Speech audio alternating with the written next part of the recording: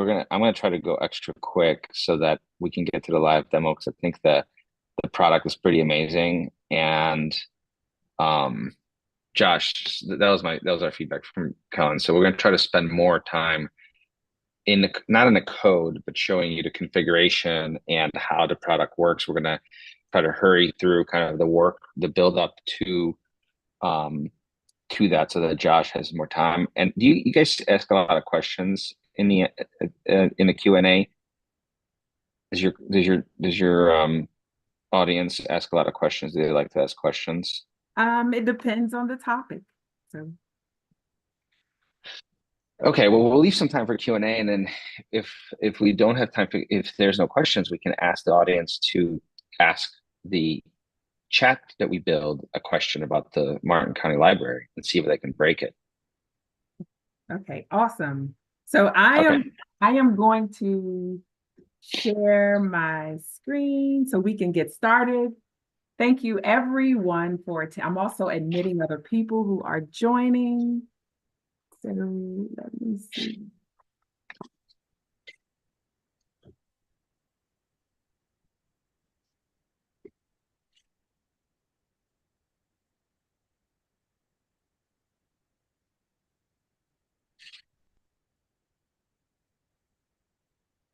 So thank you, everybody. Oh, mine. Thank you, everybody, for attending April's webinar. Our topic, and I'm excited for this month's topic, it's conversational search, AI innovations for enhanced user interactions. And our speakers today are Andy Kucharski and Josh Estep of ProMetSource. And please correct me if I mispronounced your name. So before I hand it over, I kind of want to talk about Drupal4Gov and what we do. Most of you are familiar with Drupal4Gov, but for those who are not, we are a community of open source advocates, and we're interested in all things open source. So in addition to this monthly webinar that happens every third Thursday at 3 p.m., we also have a conference that we hold yearly, Drupal4GovCon. We do the global training days, half training days. And we also participate and organize the Gov Summit at DrupalCon North America, which is coming up in a few weeks. We also have, hopefully I can share more information about Drupal GovCon next month, but we are thinking August for our next conference maybe, so stay tuned. If you are interested in contacting us, please email us at Drupal4Gov@gmail.com. We are also available on Slack or LinkedIn. I have to give a shout out to our sponsors. We can't do this without them. Thank you, Debug Academy. They provide Drupal training. You can get Acquia certified, and we appreciate their sponsorship. We like to share all of the other events that are happening in other areas of the state. So I just mentioned DrupalCon that's happening May 6th through 9th. And then in July 2nd through the 12th, Drupal Asheville in North Carolina is happening. Also, if you are interested or you are attending DrupalCon and you have a particular topic that you may think is interesting to the community, please reach out to us. We wouldn't mind helping, having you help us maybe share your knowledge at Drupal Gov Summit. Also, we're always looking for places to host half days and multi-day events. So if you have the space and the location to hold an event, please reach out to us at Drupal4Gov@gmail.com.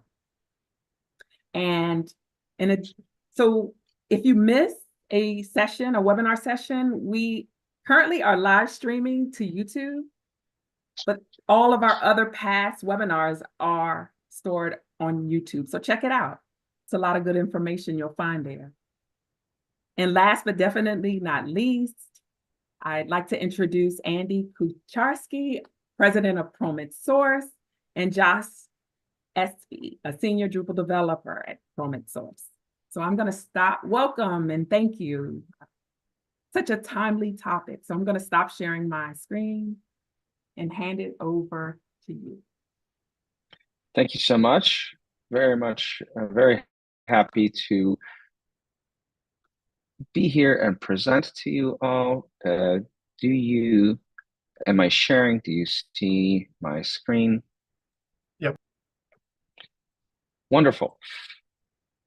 So today's dive plan, as we call it, today's agenda, what we're going to do is just do a high level, very quick welcome, tell you slightly about why we're here and how we're here to talk about AI. We're going to talk about LLM, so large language models, probably most commonly known as AI or ChatGPT or OpenAI or by the other brand names that are out there. So why this is fascinating. We're going to spend very little time on that. Then we're going to talk a little bit about why we decided to build the large language model chat search. So this is a conversational search bot that we were hired to build for one of our customers. We're going to talk to you about our considerations and approach and strategy. So what we had to consider when building it, what are some of the fears that we had, some of the things to look out for, how to deal with hallucinations, which is a euphemism for chatbots making things up. We're going to review the architecture. So there's an architecture diagram that I'm going to go over, and then I'm going to step back and let Josh talk about the actual architecture. How did he build it? How it works, what the data interactions are. We are going to take during the architecture review, we're going to talk about ChatGPT and also some of the things that we build and worked with on Bedrock, which is Amazon's offering, and Cloud, which is a competitor to ChatGPT. We want to spend a majority of the time on a demo because that is the most exciting time. So maybe not majority, but we're going to try to save as much time as possible toward the end for the demo, and through Josh's screen, maybe help get feedback from the audience on how to interact with it, and then we'll leave some time for Q&A. So here we are. We already did the introductions. I do want to give a shout out to Casey, who is our marketing director, who made this possible, and she made sure that our slides were done and we were on time and we practiced and we knew what we were talking about. So the Promo team, thank you. We are Drupal experts. This is how we got to Drupal Con and Drupal4Gov's, which is one of our favorite events of the year. We have experts working on our site. We turned 20 last year. We have experts working with us. We strive to have teammates who have at least 10,000 hours of experience in their craft and are certified. And so we like taking certifications and tests so that we don't just say that we know what we're talking about. We actually have a third party evaluate to make sure we know what we're talking about, and we pass those certifications. That's usually Drupal, as well as accessibility. All of our project managers are PMP certified. We, as an organization, are the highest level partner with Acquia and Pantheon. We're a sponsor of Drupal. We're a migration partner, a certified agency with Drupal.org, and a contributor. And we build Drupal as well. We are on a GSA schedule, and we are working with federal, state, and local agencies. That is our purpose in life, and the organization's purpose in life is to work with you, folks like you. And so, of course, if you're in need of Drupal or AI help, we'll be happy to help you. All right. So, why a large language model, and why build a search using a large language model? So I want to spend a little bit of time on this, not a lot. I cannot click to my next slide. There we go.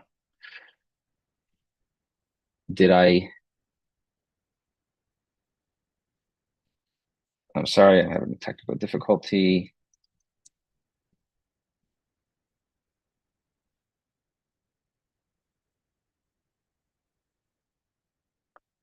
Am I still sharing or did I stop sharing? Sure. We're still sharing And what do you see? a chart, green and bluish. Okay, thank you. I'm sorry, I got behind. So, No problem. why LLMs? Hopefully, you're here because you have used one of the models, ChatGPT, or Claude or Gemini. And so, what we found, what we find is interacting with these things that are incredible. We think that they're profoundly going to change our lives and how we do our work. So, this graph represents standard testing and how ChatGPT 4 performed on those tests. So some of the things that I found, I was blown away is that ChatGPT 4 passed the bar exam. Not only did ChatGPT pass the bar exam, but it scored really high on LSAT, all the standardized testing, the AP. Actually, in preparation of this uh, presentation, I took a deep dive as to what the advanced placement US government test is, in which ChatGPT 4 did very well. And these models are continually advancing, right? So the blue bars represent ChatGPT 4, the green ones are ChatGPT 4. And it has been announced that the next version of OpenAI GPT is going to be released sometime this year, and it's going to be even more advanced. And so, in this press release, when these were released, the statement which is pretty obvious, but I think profound, is that while less capable than humans in many world scenarios, ChatGPT exhibits human-level performance on various professional and academic benchmarks, and they're able to prove that.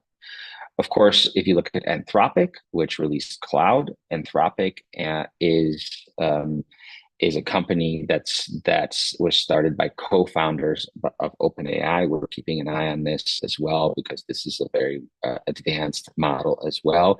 Last month, just recently released Cloud 3, also demonstrating to the world how capable its model is, right? And so you have a model that you can interact with that basically has most of the world's knowledge available to it, and it can pass basically most standard tests that we use on humans. So it's a pretty compelling reason to try to use it.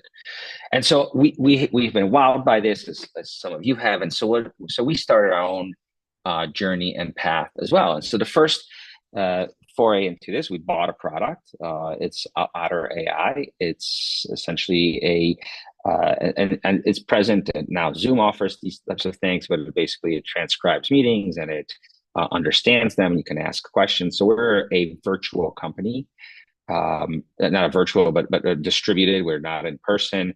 So we have a lot of Zoom meetings, like a lot of Zoom meetings.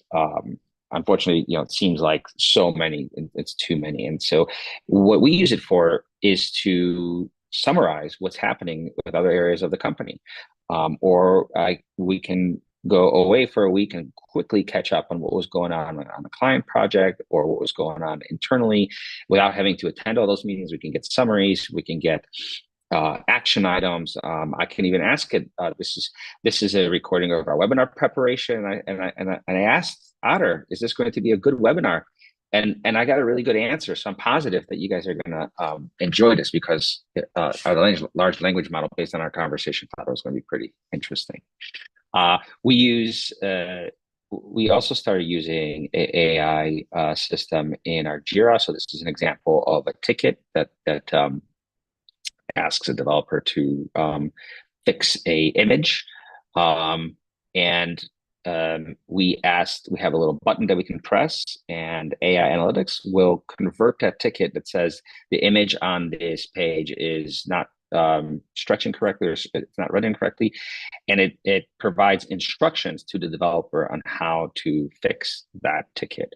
What I like about it is also provides a test strategy on how to verify that the work is done. And that, in this particular case, it's pretty simple, but it helps us in two ways. One, it forces our business analysts or project managers, or sometimes it prompts our clients to write better tickets. Because if you write a little bit better ticket, the AI system can take that and extrapolate so much more that it's meaningful. And so there is a better understanding and helps us in communication. Right? It's a very low cost product. Then we started looking at how we can improve our experience. And so we wrote a meta tag AI module. This module sits on top of the meta tag module. If you're not familiar with meta tag, it's a fantastic module that improves your search engine optimization. So it provides many, many fields that you can add to your node or content, such as description, tags, search engine title, and you can create custom tags. And what we do is we take the content of your page. So as a content editor or a press release, you have this content. We send it to an LLM of your choice. It analyzes, and we ask it to provide SEO tags, meta tags, to optimize search engine results when somebody searches for the content that you wrote, and it returns those tags, and we put it into the meta tags, and you're able to publish that. So it's a very simple but a module, but with a specific purpose that makes life easier for content editors by reducing the time that they have to spend on creating additional content. So now we're intrigued. We think they're amazing. We know that our language models can answer a lot of questions, and so we're starting to talk to some of our customers, and we are starting to believe that we can build a better. Well, the search engines already exist, right? The LLM, Bing and Google have released conversational search engines, but we are circling around the idea that we can build specialized search chat bots that interact with the users and provide answers to questions about the site or a set of content on a site, and provide a better experience because it's a conversational experience. The hypothesis was that the LLMs are going to infer and better understand what the questions are about, and provide better contextual responses, and provide ongoing conversations. So you may ask a question, but you have a follow-up question, and to continue that conversation, it's natural. And even so, to the point where once we build such an interface through APIs, eventually we might release it to Google Conversation Assistant or Alexa or Siri, so that you don't need an interface. And so we were hired by Martin County in Florida, beautiful place, to create a search bot. And they had some, this is for the library. And if this goes well, it will be expanded to the entire county's content. It's a fairly large county. We want to, and the objective for us is to build a conversational chatbot that answers questions about the county's, this particular case, what we're doing right now is the library system. So, for example, when the library opens, how do we get a library card? We do not want it to answer questions about why the sky is blue. I want to leave that cost off of the library's books. And we wanted to, there's a couple other criteria, but one of the ones is that we need to log this data for next 7 years, so store that data for next 7 years. And so we're going to tell you about how we did that. So another piece of history here, and we're not going to talk about this today, but we did build a version of the chatbot on AWS. So AWS has a pretty rich offering. This might be a webinar for another time. We would love to be invited to talk about this. But this was a prototype on our own site. And what's remarkable about this is that we are able to get all of the tooling, and we were able to build a prototype, a working prototype, in 2 weeks. So we used AWS Lambda to process our requests. We used open search, so which is a vector engine to index the Drupal site. It does, and we build Drupal plugins so that AWS Open Search was going to crawl the Drupal database. And then we did utilize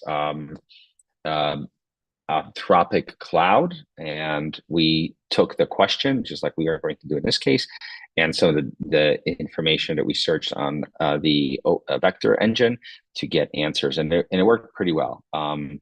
So I did borrow this graph from the URL below. We will share this deck. I'll give you a URL at the end of this presentation so you can take a look at all the assets here. And we evaluated a few options, and we decided to build this in ChatGPT, OpenAI ChatGPT 4.0. The way we set this up on Drupal is that our customers will be able to easily swap out to another LLM.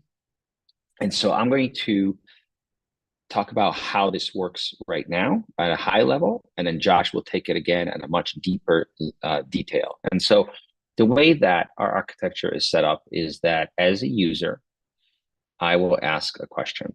What are the library hours? How do I get a library card? How many libraries are there? And the typical question, I suppose any questions that I may want to ask about the content of the site. This chatbot JavaScript that pops over, which looks like you're probably accustomed to seeing these chatbots on many sites, looks very similar to that.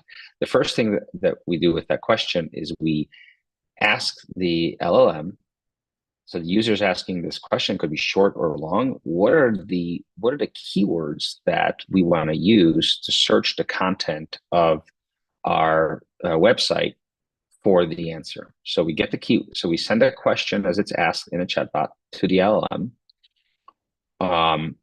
It returns the answer, the keywords. We take the keyword query and we hit Solr with it. So Solr is a very popular search engine that attaches to Drupal very well. And the reason why we use Solr and not a vector database is that we are finding that with minimal investment, we are finding great, we are getting the answers that we needed. So Solr works just fine. And the other aspect of it is that because it connects to Drupal, there's been lots and lots of work done with that. The content editors don't have to, there's nothing special that we have to do to update the content or to make sure that the LLM has it. So we create Solr for content, we get the results. Then we take the question that the user asked, and we provide the content, the results from the search engine, along with that question, along with system prompts as to how the LLM should answer that question. We get the answer, and we display that answer. And then we can continue and repeat with some additional parameters. So that's generally the process. It's called augmented answer generation. And with that, I'm going to hand it over to Josh so that we can. Do you want me to keep these slides up, Josh? Yes, please. Okay. All right. So today I'm going to discuss the planning, development, and prompt engineering for an AI-powered conversational chatbot, and they'll give a demo of our chatbot solution. So starting with planning, first of all, you need to identify the goals and use cases. What info should the chatbot provide? Is it going to be all data available on the website or just a subset of that data? Will it need to provide any services like integrating with external APIs to fetch additional data? What kind of personality should it have? Should it take a more casual tone or be more serious? It's helpful to request example questions and answers from stakeholders early in the project, so that'll be useful for prompt engineering later. It's also helpful to potentially identify behaviors or requirements that might inform the development. For instance, in our case, the need to retain data for 7 years. And once you have this initial information, it can be helpful to do some prototyping. You can, for one, determine which LLM solution or solutions may be appropriate just through testing. Decide how you want to make the website specific data available to the chatbot. So there are two general ways this is done. The first method is retrieval augmented generation. So this just means passing website specific data to the LLM as part of its system message. And the system message just being the kind of the rules of the road for the AI and how it's supposed to behave. So pros of this approach is it can immediately provide newly added or published data. If content's unpublished or removed, chatbot will stop providing that content immediately. And the cons for retrieval augmented generation is increased latency because you're passing more data and there may be some back and forth that's required. However, this can be mitigated somewhat through caching. And then the second way of providing website specific data is fine-tuning, or training, which means you're generating a custom LLM model.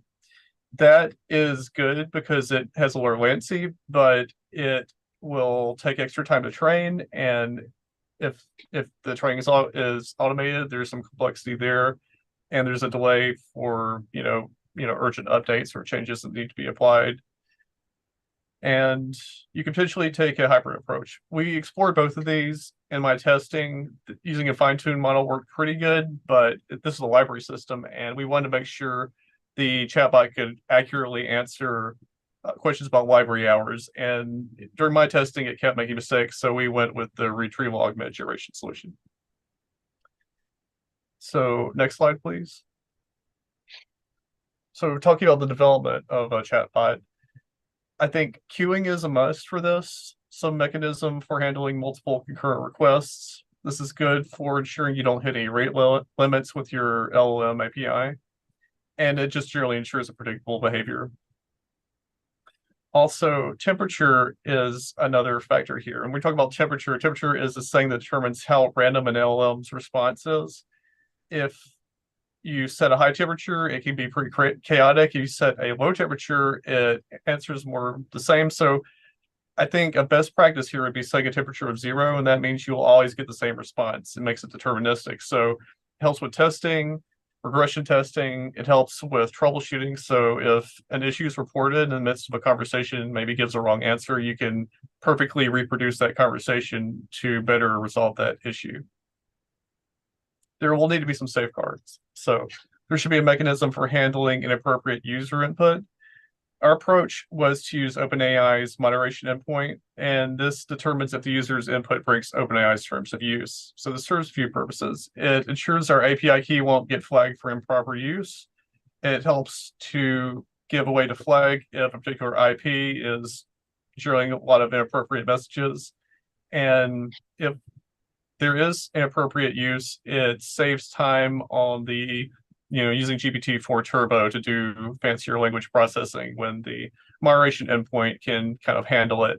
So we looked at implementing a profanity filter as well, which you could do, but since the user's messages won't be displayed publicly and it's not particularly necessary, and also because legitimate use could include profanity. So if somebody says, damn, when's the library close, it's probably better to just answer that question.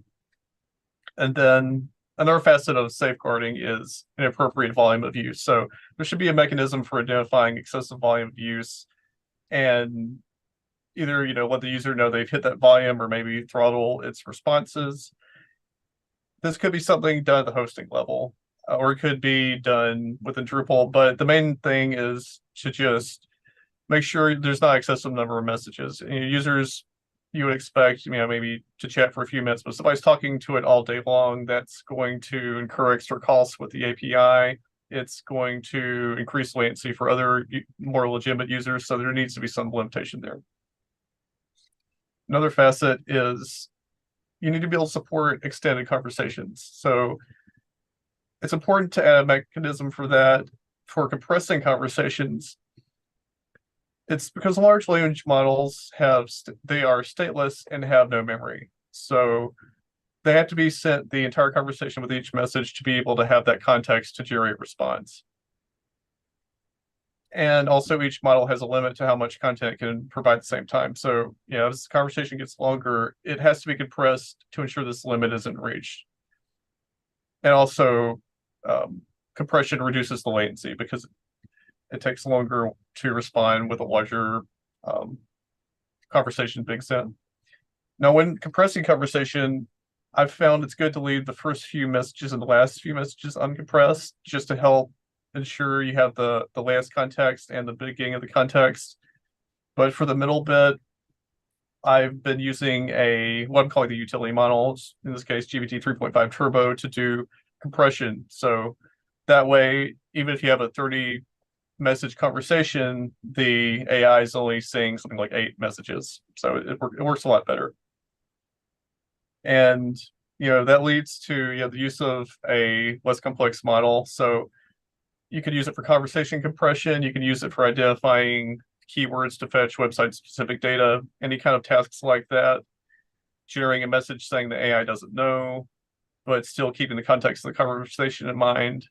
It's great for GPT 3.5 Turbo, but I want to use the latest and greatest version, like say GPT-4 Turbo, for generating the conversation itself. Also, caching is helpful. I mentioned this a little bit earlier. So it's good to cache the first few messages in the conversation. So for instance, if you're asking library hours, then maybe the AI clarifies which library, because in this case, there's multiple libraries in the library system. You can cache some of those responses. You don't necessarily need to cache everything because it's unlikely 2 users are going to have the same exact conversation, but just caching the first few messages helps, cache that context and give better performance for common questions. And it's also important to mention that it wouldn't make sense to just cache every response individually because that loses the context of the conversation. And the next, chat history. So it's helpful to retain a record of chat conversations. It's helpful for testing, troubleshooting, and potentially it's needed. It's a requirement of the project. Beyond that, it's also helpful to track statistics. So, for example, giving the user option to rate chatbot responses and submit feedback. That's great for troubleshooting and great post-launch as well. And then finally, testing. It's potentially useful to include some testing functionality. It might be as simple as including a button to verify the LLM API responses are working. You could potentially introduce some automation and actually leverage AI to help simulate chat conversations. So there's a lot of potential for testing because we already have these AI tools available. We might as well use them. Next slide, please. So once the development's done, the next step is really refining the chatbot's behavior. This is going to happen through the development phase, but once the structure of the chatbot is implemented, it's a matter of polishing. So it's an iterative process, and it starts with referencing a list of questions and answers. So, so it's good to spend some time working through that list, refining the system messages, the system message. And it's important to retest after making a change to avoid regressions. And it's helpful to have a spreadsheet as well so that you can reference and potentially collaboratively add items with the stakeholders. It's also good to experiment with asking multiple questions in a single conversation. As you test, it's likely you may identify edge cases that need to be addressed in the system message. For example, the need for, in our case, we flagged the need for multilingual support. And the nice thing is, being GPT-4 Turbo, it's great with speaking different languages. So it's just simply adjusting the system message was enough for it to handle that. So once you're happy with how the chatbot's behaving, it's good to coordinate with stakeholders and continue refining. I think a screen share call is a great way to do that. You can test different use cases, do some regression testing. If issues are identified, you can potentially modify the system message settings and potentially solve issues while you're on the call with stakeholders. I've also found it's helpful to add a debug mode. So, that could be it could be log messages that get generated. So if there's something weird happening, you can see, okay, what was the actual curl request being sent to the LLM API? Another trick I came up with, though, is adding a particular keyword phrase that if you include in a message, the chatbot goes into debug mode and its response will answer freely. And so you could ask it, why did you answer that way? And potentially even have a conversation with the chatbot kind of out of context of what its normal task of answering website questions, and it can potentially help you refine your system message. So again, you're having these AI tools at our fingertips, we can leverage them to even in the development process as well as as a end user tool. And with that, I think the next step is for me to demo. So I'll share my screen.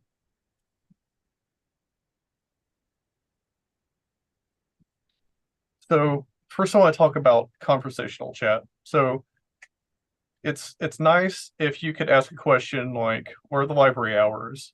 And have the chatbot, kind of talk to you like a person. It doesn't necessarily need to regurgitate a bunch of hours. There's a bunch of different libraries in this library system. So I know the library in question I want to ask is Blake Library. So there we go. You might notice it answered really quickly. That's because these questions are cached when we rehearsed this presentation earlier.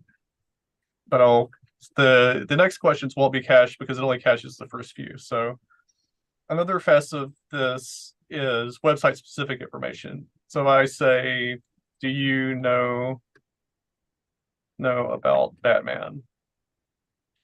So GPT-4 could write 100 essays on Batman, but that's outside the context of this use case. So ideally, we just want to acknowledge the user's message, but then let them know the question's off topic and try and guide them back to the task at hand. So this was generated by GPT-4 Turbo just now. So I'm here to help with information about the Martin County Library. If you have any questions related to the library or services, feel free to ask. Sometimes it'll mention the question. In this case, it didn't, and multilingual support is an option. So if I ask about the hours in Spanish, it can pick up on that and just give me an answer. It's pretty easy to do. So again, I'll say Blake.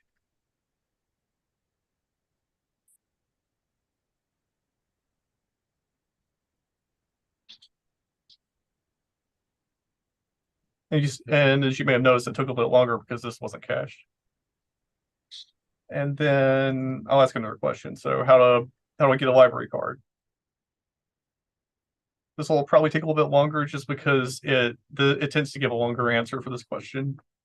If it takes too long, it may display a please. Yeah, there we go. So just it's better usability to let the user know that a process isn't happening. You don't want to worry that it's broken while it's fetching information. So, and then here's our answer. Looks like it switched to stay in Spanish here, which is actually not correct, but in any case, it did answer the question. So yeah, so next I'll give you a look at the settings for this. First off, we implemented this with two modules, Promethea Core and Promethea Chatbot. So Promethea Core abstracts out the integration between different LLM APIs. So this way, we're starting with OpenAI. We're going to, I'm sure, integrate Bedrock and some others. I think if we had implemented this now, we would be most likely using Claude 3 Opus rather than GPT-4 Turbo, because I think it's just a little bit better, but that wasn't available at the time. So this adds some flexibility. If a new model becomes available, we can switch to it. You could potentially specify a custom model if we decide we do want to do some fine tuning. There's just a lot of flexibility with this approach. So that way we're not needing to update a bunch of code in a bunch of different places if we switch to a different solution. We can just define a new one here and be ready to go. Next thing's form is for the chatbot itself.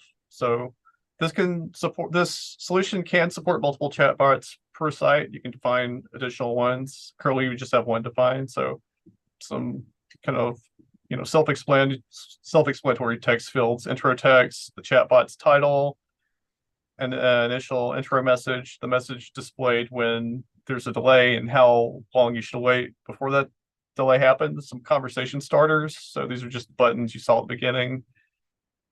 Now this setting here takes a little bit of explanation. So when you're interacting with an LLM, you give it sort of the rules of the road as a system message, but we wouldn't necessarily want to include all the rules that we want to follow all the time. We want to be mindful of latency. We don't want to take too long to respond, and so we can conditionally include instructions and data as needed.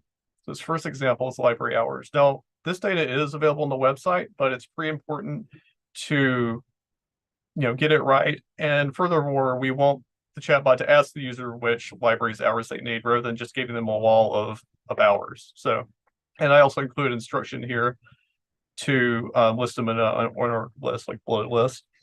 So the way this works is if either the user's message contains one of these keywords, each line is it could be a phrase, but in this case it's just words. Or if the AI generated search phrase used to fetch website specific data matches one of these words, then this content over here on the right could be instructions. In this case, it's both. This gets included within the system message. So we're contextually adjusting the system message based on the conversation. So just kind of to summarize, you have your general system message. I'll show you what that looks like down here. You have your what I'm calling phrase value pairs as well. And then you also have any website specific data that needs to be provided. Now, if it can't find any of that, then like my Batman example, it just says I can't help with that.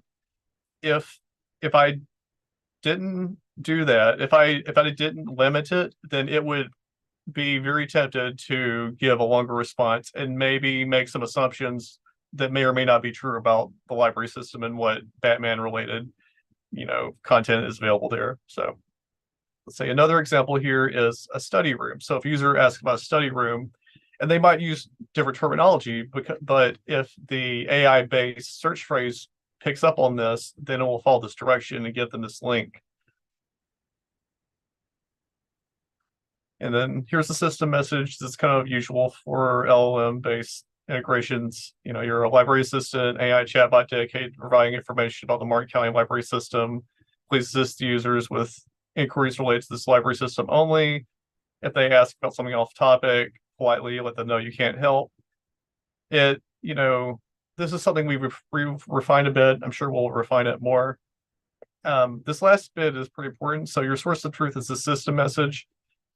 I have hard coded in the code for this some additional instructions to make sure it gives top precedence to these phrase value pairs. Then it gives precedence to the website specific data that's provided. And it does not rely on its data set except to give it context. So the GPT-4 Turbo knows about the Martin County library system, but its data may be outdated. It might know some hours, but those hours might not be correct. So it's important that in this case, we're not really asking GPT-4 to provide information about Martin County library system. We're asking it to assist us with, refining, with turning what is essentially a glorified search into a human conversation. So, beyond that, the last thing to mention is the cache max age, which is just how long we want to cache content in the first few messages of the chat. Saving this form will clear this chatbot cache. Clear Drupal caches will clear this chatbot cache. So it's pretty flexible. If there's, say, an emergency, you could, add something here, some additional information. We also, just as kind of a feature to help with usability, you can comment out items with 2 slashes. So there's a lot of flexibility, and you can modify the chatbot's behavior instantly. Even if the user's anonymous, it's going to immediately update if content changes in the same way that Solar Search would update. So that's the settings. And then lastly, I'll show you the chat history. So this is implemented using views data export and view custom table. So this is regurgitating some information from the DB table used to retain chat history. This is a requirement for this project, but either way, it's really helpful to have this. So if you're troubleshooting, you can ask for the chat ID. In debug mode, I actually display the chat ID so that people testing will be able to provide what chat they were using when the issue was identified. So so if I go to the last page, you can see some of the this is when it incorrectly responded in Spanish. That I would have expected it to switch to English. I will probably refine the system message to address that issue, after it's called. But in any case, I can click through here and view our demo conversation. And then once we integrate the user feedback, that will be displayed inline as well. So it's great for troubleshooting. It's great for just general data retention purposes. And because we're using Fuse Data Export, you can click the CSV button and it will create a CSV download of whatever you've got displayed. So, if you filter the search by a certain value, or say if I filter by a chat ID, then I can export just that. So this is good for a date range as well. And with that, I think we can proceed to QA. If there's any example questions we want to try, this is the old version. Josh, can you ask it, can you show the debug mode? Or ask it to switch to English?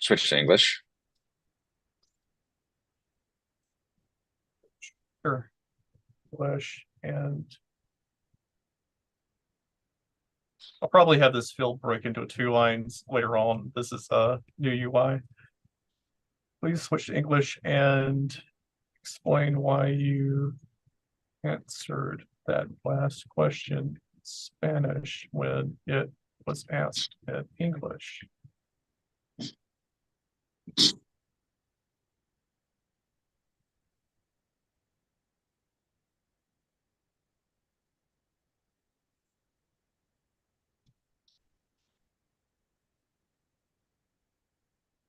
I'll probably apologize. Oftentimes, if you ask GPT why it does something, let's see here. I apologize. That was an error on my part. Responding, I should have. It always does this, and you have to kind of press it. So I could say permit debug. Please help me understand how to modify the system message to correct this. Someone is asking, are the answers coming directly from the source document or generated by the LLM? All these answers are generated live by the LLM currently. But the data itself is coming from source search on this Drupal website. So the way it works is we programmatically execute a view. It happens to be a solar search view. It doesn't have to be. That view is filtered by a field that identifies library-specific content. So we don't want to answer off-topic questions. There's more to this website than just the library system. And so it programmatically executes that view, packages that information up, and sends it to the LLM so that it has context. And so, I did debug mode to correct this issue. System message, you might want to include clear directions about language handling. For instance, the system message specifies response to match the language. And then it actually gives a recommendation for what I could add. So, I don't think we should go down the rabbit hole too far with this, but I could add this to the system message, and then we could reproduce this conversation and see if it fixes the problem. I will do that later. Someone followed up. So if same question asked by multiple users, the answer will mostly be similar? It should be, because the answer is coming from the website's database. This is designed to avoid the chatbot coming up with an answer from its default data set. It's essentially a glorified search. So if you ask a question, GPT 3.5 Turbo in this case views the conversation so far and decides upon a good keyword search phrase. It runs a keyword search. One thing I didn't mention, if it doesn't find results, it broadens the search and tries again. It passes the results from that to the LLM GPT-4 Turbo to provide the answer. And I also mentioned those key value pairs. So if there's a match with those are passed as well. So this is really it really is just like a glorified search, just like a hopefully really easy to use search. So you don't have to try different search terms. You don't have to browse through different pages of results. So if you can find a result to a question in the search, you probably will be able to get that result from talking to the chatbot. You have another question. Are you planning to write a blog post regarding this implementation, since most of us might be able to leverage your setup? That's a great idea. We have already, I think, written a checklist of some pointers. I think we might actually be sharing that after the call. And I think there's a good chance we will also write a blog post. So I do have a resource for everybody. The presentation, the link to the presentation here, and some other additional resources. But yes, we will definitely be happy to share more, especially as this goes live. Another question you have: if people want to research more, can it give them suggested pages on the website? Research, that is actually something we're working on right now. There are ways to do that potentially, but this is view-based. So in the view results, we can include a URL to the content in question, and then instruct the AI to include that link as it sees fit. But that's a feature we are definitely going to be implementing for this. But I think is the question about resources for how we built this and how we got to the solution, like learning.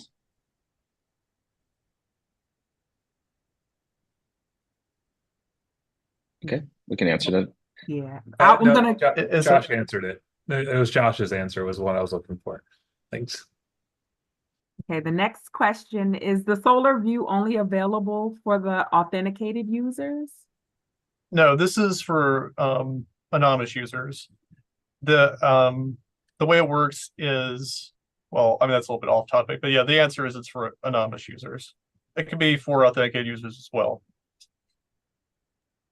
Do you have any metrics for Solar versus Vector, a database that supports similar research, similar search, similarity? Yeah, that's a good question. I haven't gathered metrics for it, but I think the argument against using a vector database is that, so the great thing about Solar is that it can return results based on relevance. And because it already does a good job of that, it does it quickly. And because it's pretty plug and play with Drupal, it's better for this. So if we want to implement this on another Drupal site, we don't need to worry about setting up a vector database. We don't need to worry about the costs associated with that. We don't need to have a mechanism to automate syncing data to the vector database. Solar is I believe, a pretty decent alternative to that approach. We certainly could integrate a vector database as well, though. So it's just that there would need to be a mechanism to sync the Drupal div to the vector database. And one thing the stakeholders for this particular project are interested in is being able to make sure that changes to the content are quickly reflected in the chatbot. So Solar is great for that. And which hosting provider are you using?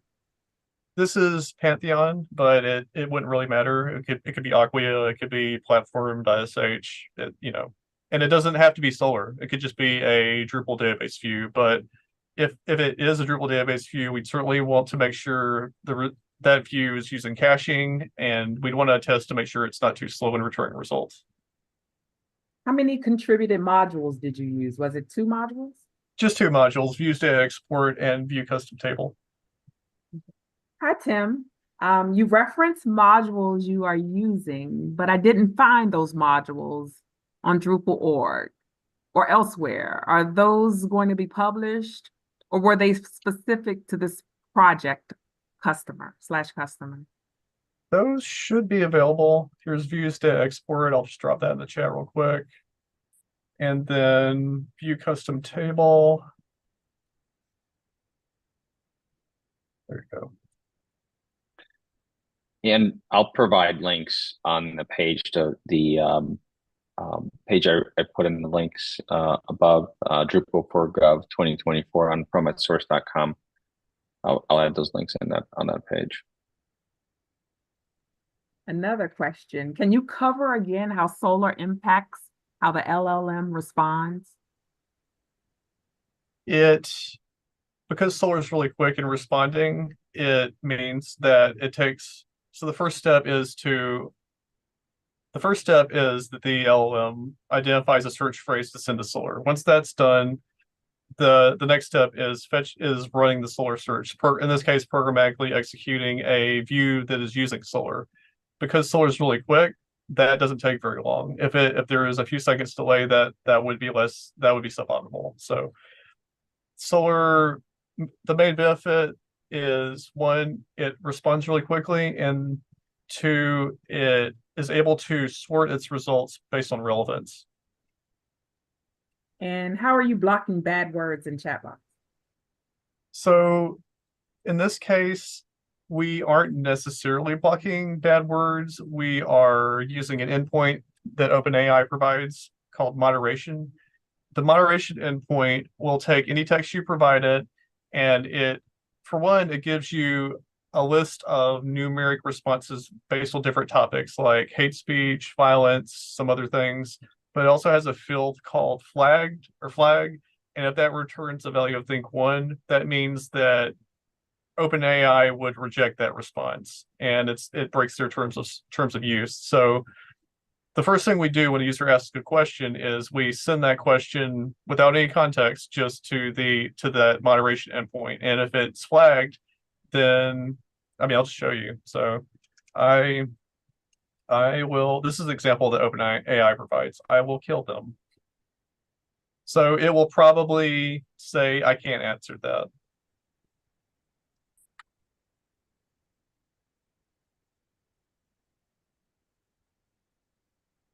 Yeah, so that was a single call to the API. It didn't have to do anything else. And if we go to the chat history, let's reload that. I also set it up to add a little violation flag here. So that way it's easy to, here's another test done yesterday. It's easy to get a list of violations. So if maybe it's the same IP address, then you might want to look at blocking it, that kind of thing. But in terms of profanity filtering, I want to bring up the diagram, Josh. I'm sorry. I said you may want to bring up the diagram on slide 17. Yeah, I can do that. Let's see here. Yeah, in terms of profanity filtering, we could do that, but there are so many edge cases, and because this isn't publicly, the public will not be seeing this chat dialogue. And also it's good to mention that it's stored in an anonymous way. We were tracking IP address, but we're not doing anything to, store user specific data. So, if I say, damn, when does the library close? That isn't egregious enough to be flagged by OpenAI. So, if we did start doing profanity filtering, we would probably want to use AI to make sure that we got the context right. And we could do that. It would increase the latency a little bit, but it wouldn't really be a big deal. I just don't think it's needed for this particular use case, but it's not a problem to implement. Next question. What about the chatbot module that seemed to be called Promethea? Is that available? It is not currently available. That's probably more of a question for Andy, but it's, yeah, it's pretty simple answer, I guess. Yes, it's not currently available. Next. We are. Sorry, Andrew. We're looking at, so we have a distribution for Drupal specifically built for our government customers. And we may look at including it in that. That's called Provis, and it is available on Drupal.org. But stay tuned. Next question is, I am using Google Vertex AI conversation service with Gemini with RAG, Drupal content. Have you been trying to use the Gemini and any insights to compare two approaches? I have used Gemini. I mean, the LLMs I've experimented with are Grok, from X. I've experimented with the different OpenAI models. I've experimented with Claude 3 Opus. I have experimented with Gemini Advanced. In my opinion, the best one right now is Claude 3 Opus. But the thing about Claude 3 Opus is it can, at least talking about in terms of the app, it can't do web searches. I think Gemini does a really good job. It's particularly good for fetching, web data. I mean, maybe that answers a little bit off topic, but in terms of API work, I've mainly focused on OpenAI so far. And as a company, we've done some work with AWS Bedrock as well. And then we built this module in a way that we can connect to a number of the LLMs. Hopefully, we will work with Pantheon in a partnership with Google on implementing this with them. And as you saw in the beginning, the progress that these companies are making is continuous, and they're leapfrogging each other. And so we think that in the end, it's going to be kind of like connecting to one of the cloud services, whether it's Azure, or AWS, or Google Cloud. They're continually going to innovate and get better and better and better. So I think this will work with any of them, any of the leading models. And I think we have another question regarding bad words. Can we populate a list of bad words in configuration instead of using the API? So we could do that. I did actually experiment with a profanity filter. I encrypted a list of bad words because I didn't want to just have it in my code. Or it could be done as a setting. But the thing is, it's more than just filtering bad words. If, like my example here, I will kill them. You also need to contextually filter inappropriate content. So you really kind of need some, I mean, I guess you don't need it, but it's very helpful to use an AI mechanism for filtering inappropriate content. If you're implementing a solution where the conversation or whatever it is public, then you would certainly want to do that. And I would still use the moderation filter because it's pretty important that you are not breaking terms of use. But I would probably have a second layer where I just give a system message saying, here's the conversation so far. I mean, you wouldn't even need to offer a conversation necessarily, but I would probably do it to be safe for context. Give the conversation so far, ask it to, return yes or no, whether or not the latest response in the conversation is inappropriate, or does it contain, is it hateful? Is it off topic? Is it profane? And then you could respond based on that, or you could maybe just generate I can't respond to that response based on that. So in our case, I don't think it's needed, but it wouldn't be a problem to implement.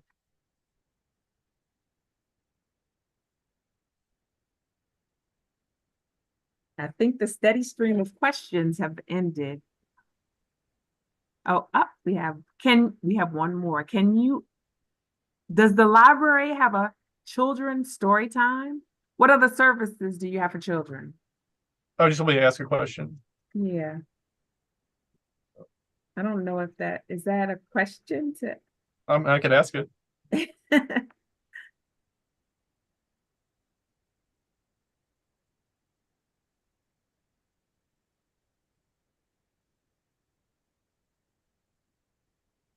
wonderful program, She says she wants to see something other than ours. Then check it out. It also gave a link here, so that it decided to do that. Even I'm still in the process. I'm in the prompt engineering phase of this development now, and having it display links is very helpful, and it's going to be useful. So it's interesting to me that it just decided to provide a link without being prompted to. So I'm glad it did. This goes to here. So I don't know if that's the correct link. That's another question. But if you're interested in signing up for more information, you can check out the details here. I don't know if this is the correct link, but I'm still glad that it provided a link. It is a Martin County library system, so it is within it's not on a Drupal site, which is interesting. And also ask, how are you implementing your prompt engineering? How am I? How are you implementing your prompt engineering? It's a kind of trial and error process. So I start off with thinking through, okay, I know we want to limit, I want to let it know it's a library assistant. I want it to let it know that it's just supposed to help with questions related to the library system only. And I clarify if they ask about off topic, do not, don't help them with that. And I reminded, I think, multiple times to prioritize information from the library's the website's data versus its general knowledge, its data set. I want to keep answers simple. I chose a fifth grade ring level kind of arbitrarily. I think that's a thing. Like, I want to say maybe that's a thing where newspapers have in the past tried to hit a fifth grade ring level, and potentially this could be used by kids. So we don't want to use fancy words unnecessarily. Want to keep it simple and easy to understand. There are, so your persona should have these attributes. This was provided by the stakeholders. This is how they phrased it. And this is the line, this is the instruction related to languages. I'll need to adjust this to make sure it doesn't, make sure it knows that if I switch back to English, that it should switch back to English. I kind of figured it would figure that out on its own, but maybe not in all cases. So we'll need to refine that. Multiple times I've reminded it that it needs to focus on the Martin County Library System. And, this is initially set in stone. I'll probably experiment with trying to make it a little bit shorter if I can, but this one so far is what it's kind of evolved to, and it's working pretty well. This bit, when displaying links, please show the link HTML as link label. That's just by preference. I like if it's gonna provide a link, maybe somebody isn't gonna click it, maybe they're gonna copy it. If it's displaying the actual URL, then that's easier to do. And then I remind it again that its source of truth is the system message and the information contained with it. So it should always take precedence over its data set. And I tell it why as well. So but it didn't look exactly like this when we started off.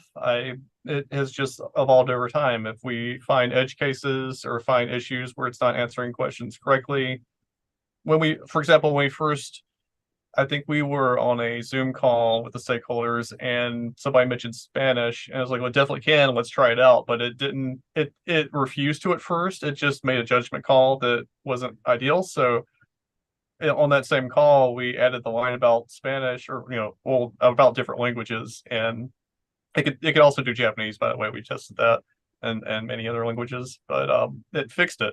This is all we really had to do, is add this verbiage, and it's done a pretty good job. We did just now identify an issue that needs to be addressed, but overall it seems to do a pretty good job of handling Spanish. So that's probably a good answer. Any other questions?